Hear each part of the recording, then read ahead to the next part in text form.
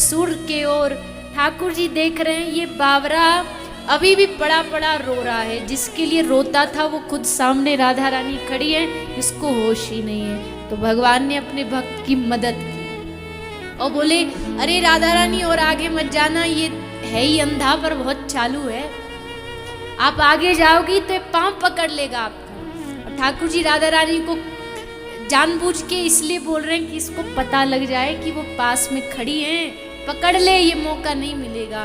और बस सूर ने श्री राधा रानी के चरण पकड़े, राधा रानी एकदम हटी तो पांव का जो नूपुर है, पांव की जो पायल है, वो सूर बाबा के हाथ में आ गई।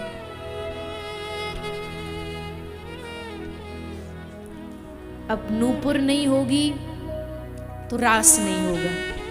राधा रानी की जब नूपुर बजती है तभी रास होता है। तो राधा रानी आई मांगने, अरे बाबा तेरे ढोरे मेरी पायल है। बाबा बोले, हम कैसे माने कि तुम्हारी है, तुम ले गई अपनों बोल के और पीछे ते या की जो असली मालकिन आके हम पे ते मांगेगी तो कैसे दूंगो मैं। तो एक काम करो, दूसरों वालों दिखा दो, मुंह को पतो लग जाए कि हाँ ये आपकी है, सो दे दो। राधा रानी ने दूसरा पांव की जो पायल है वो दिखाने के लिए जैसे चरण आगे किया, सूर ने पांव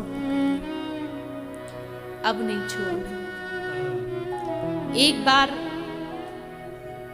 तुम छोड़ के चली गई, अब नहीं छोड़ सकती।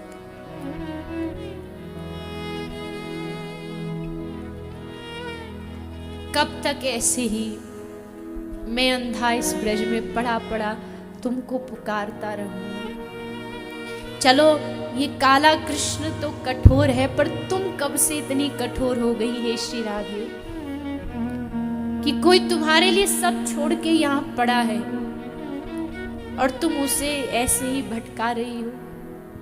एक बार दर्शन दो। बस श्री राधा रानी ने सूरदास के सर पर हाथ फेरा, सूर की जन्म की अंधी आंखों में रोशनी आ गई और आंख खोली तो देखा सामने प्रिया प्रीतम खड़े। रोम रोम सूर का खिल उठा, आहा आज तक मैं जिनकी महिमा गाता था वो मेरे सामने खड़े। नजर भर खूब निहारा सूर ने, एक एक अंग को बसा करके अपने आंखों से हृदय में बिठा लिया। भगवान ने कहा, सूर क्या चाहिए तुझे? ऐसे तो हम खाली हाथ किसी को दर्शन दे के जाते नहीं, बोल क्या चाहिए? तो हाथ जोड़ के सूर ने कहा कि प्रभु एक कृपा कर दीजिए। बोले क्या चाहिए? एक कृपा ये कर दीजिए, जो आंखें दी है इनको वापस ले लीजिए। बस इतना ही चाहिए थी कि एक बार आप दिख जाए, क्योंकि इन आंखों की धन्यता तो उसी में है ना कि आप दिखो। संसार में खूब लुभावनी चीज है जो आंखों को आकर्षित करती है, पर इन आंखों को तब तक तृप्ति नहीं मिलेगी जब तक इन आंखों को तुम न दिखोगे। ये आंखें तरसती रहती हैं। हम इन आंखों को संसार के अच्छे अच्छे चलचित्र दिखा देते हैं, रंग दिखा देते हैं, दुनिया का सौंदर्य दिखा देते हैं, फिर भी ये आंखें तरसती रहती हैं। क्यों? सूर बाबा ने कहा,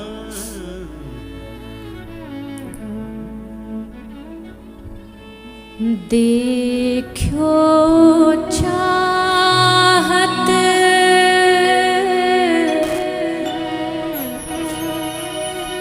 कमल नयन को, देखो चाहत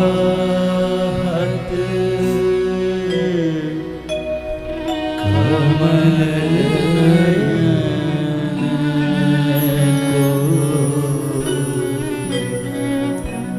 देखो चाहत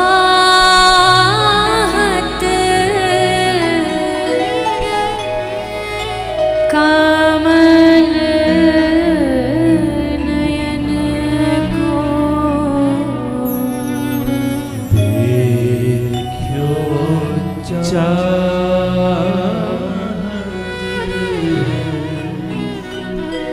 कमल नयन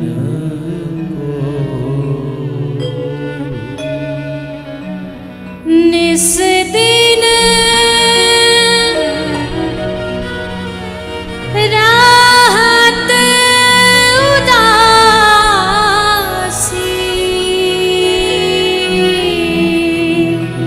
इस दिन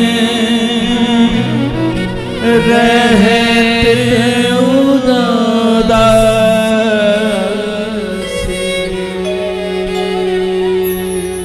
निस दिन राहत उदासी अखियाँ हरि दर्शन की प्यासी हरि दर्शन की प्यासी अखियाँ हरि दर्शन की प्यासी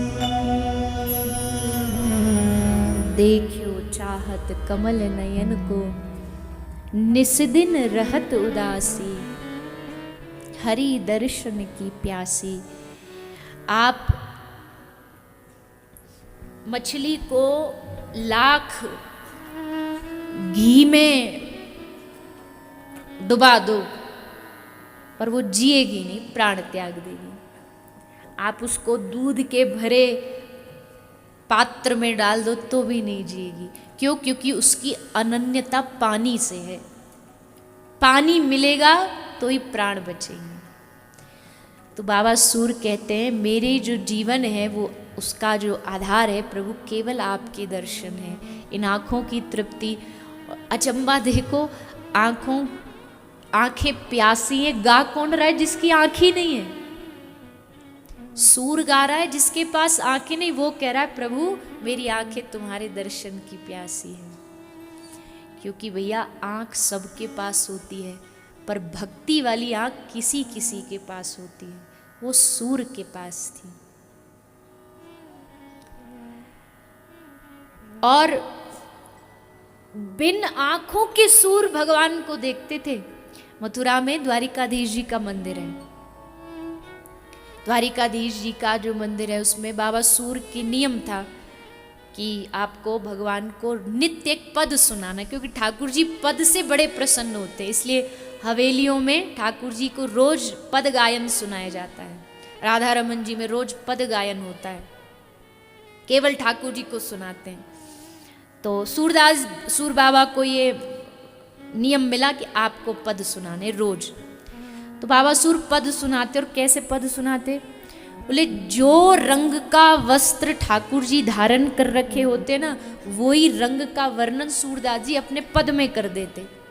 पीत वस्त्र, नीलांबर, नीला वस्त्र पहने तो नीला, श्वेत वस्त्र पहने तो श्वेत, सफेद।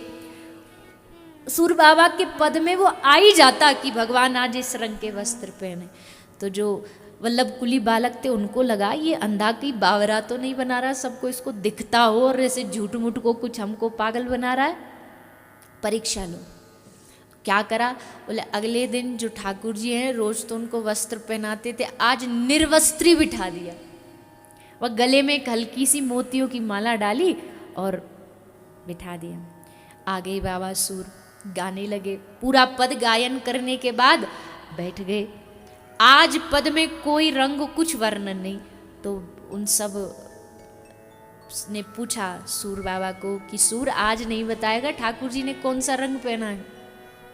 तो गले में गमछा पड़ा था। सुई बाबा सूर वो गमछा लेके मुंह पे धर के जैसे कोई नई नवेली बहू शर्माती वैसे शर्मान लगे। बोले सच्ची में जानना चाहते हो कि आज ठाकुर जी ने क्या पहना, बता दें? बोले हाँ बता दो। तो बाबा सूर ने गाया, आज हरि देखे नंगम नंगा, मोती माल उर माही बिराजत छवि के उठत तरंगा। आज हरि देखे नंगम नंगा। अजी और दिन तो ये कम सुंदर लगते थे क्योंकि इनके वस्त्र इनकी शोभा, अंगों की शोभा को ढक देते थे, पर आज तो केवल मोती माल और माही विराजत, फिर भी छवि के उठते तरंग। इनको देख देख के एकदम आनंद आ रहा है, तरंग उठ रही है। आहा कितने सुंदर ठाकुर जी, आज तक इनके अंग नहीं देख पाए। असल में ये जो भगवान का जो श्रृंगार करते ना, ये मत सोचना कि ये भगवान की शोभा को बढ़ाने के लिए किया जाता है, नहीं नहीं, ये भगवान की अंगों की शोभा को छुपाने के लिए श्रृंगार किया जाता है। पूरा अगर भगवान ठाकुर जी का अंग अंग दिख गया ना तो बुद्धि बोरा जाएगी। इसलिए ठाकुर जी के नेत्रों पे, गालों पर गोपियाँ पत्रावली बना देती है कि थोड़ा अंग ढक जाए, चूड़ियाँ पहना दी ताकि हाथ ज़्यादा दिखे ना, चरण ढक दिए। ये श्रृंगार शोभा को छुपाने के लिए किया जाता है। तो बिन आंखों के भी जो भगवान को देखते हैं, ऐसे बाबा सूर हैं। अद्भुत बाबा सूर की भाव दशाएं, क्या वर्णन करे उसका।